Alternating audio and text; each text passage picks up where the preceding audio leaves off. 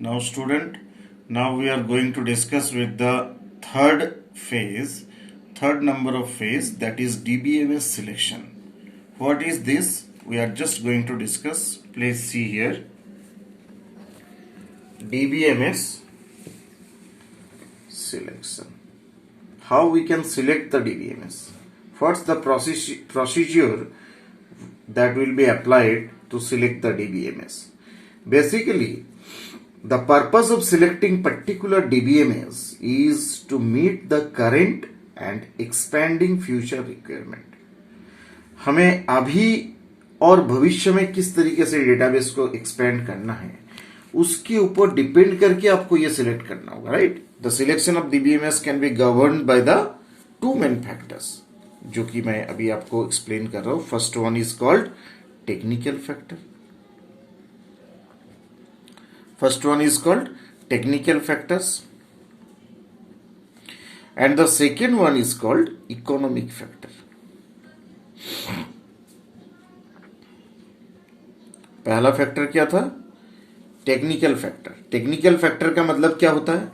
Which is concerned with suitability of the DBMS for specific task to be perform. मतलब technically कितनी अपन dependencies ले सकते हैं डीबीएमएस के ऊपर, right? It considered issues such as, technical factors के अंदर जो इशू आपको क्रिएटिविटी आएगा, जैसे कि आपका मान लीजिए टाइप्स ऑफ डीबीएमएस, किस प्रकार के डीबीएमएस आप यूज कर रहे हो, वो टेक्निकली किस तरीके का, like relational, right, or hierarchical, right, or networking,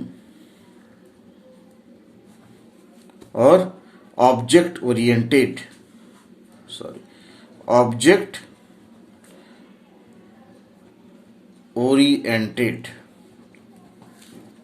ये आपको सोचना होगा कि हम रिलेशनल डीबीएमएस यूज कर रहे हैं या हायरार्चिकल में. रिलेशन मतलब एक एंटिटी दूसरे एंटिटी से रिलेट करेंगे.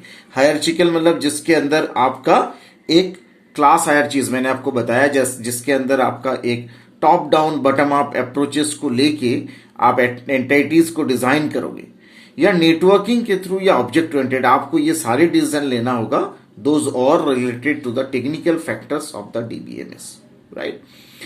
This one is the first point where you will discuss about the technical factor, by how we can design the DBMS according to technical factors. Second one part of the technical factor is access path, right, which DBMS can support.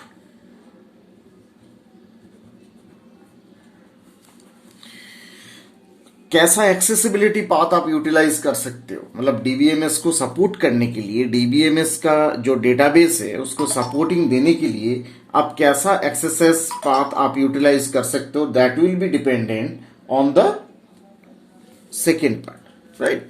यानी कि आप technical factors में कैसे access करा सकते हैं. The third one is storage structure.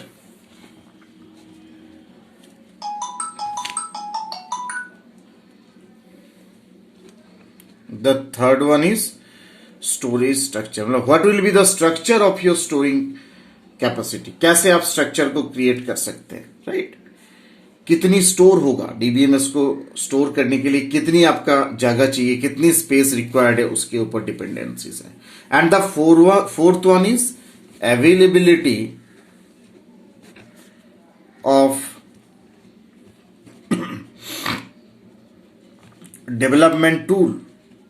आप जो डेवलप कर रहे हैं, जिस डीबीएमएस को आप बनाने जा रहे हैं, हाउ इट्स अवेलेबल, किस तरीके से वो अवेलेबल होंगे आपको इस टूल्स को बनाने के लिए.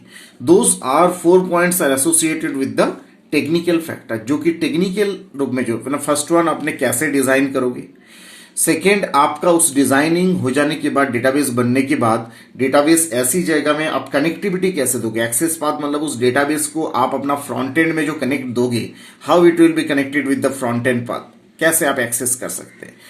थर्ड, स्टोरेज होने का कितना रिक्वायर्ड है, डेटाबेस बनने का स्पेस कितना रिक्वायर्ड है? And fourth one is availability of the development tool. इसको बनाने के लिए आपको क्या क्या टूल्स का रिक्वायर्ड होगा? Those all are related with the development, मतलब technical factors of the development, DBMS designing, right? And the second one is economic factor. Economic factor means how it's economically possible, जिसके अंदर सबसे main चीज होता है आपका cost of staff training. जो आप डीबीएमएस को डिजाइन करने जा रहे हैं, which are concern with the cost of DBMS product, DBMS को बनाने के लिए जो खर्चा अपना होना है, उस डिजाइनिंग के अंदर आपका how much cost, how much economically benefited होना चाहिए, वो डिपेंड करेगा, जो कि आपका इकोनॉमिक फैक्टर में शामिल होंगे, जो आपका इकोनॉमिकली ट्रूथ होंगे, उस चीज को आपको डिस्कस करना होगा. That is cost and staff training. Staff को आपको कितनी कॉस्ट यूटिलाइज होंगे. Second one is cost associated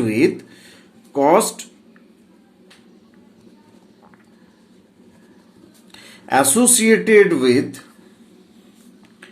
change over.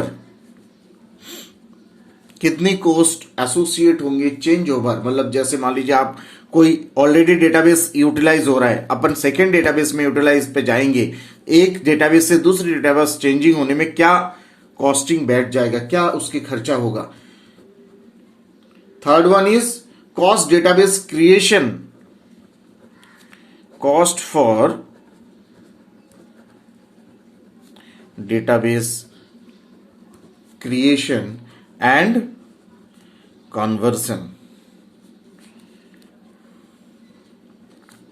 right? And the fourth one is cost of additional hardware,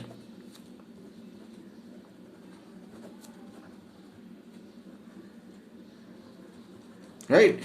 Cost of additional hardware and software required. कितना अपने को hardware and software की requirement रहेगा additionally इस database को design करने के लिए. तो those all points are related with the economic factor. By combining these two factors, technical as well as economic, we will create the database DBMS selection procedure phase for the third phase of this database design. So I think you have understood about the DBMS selection part, right?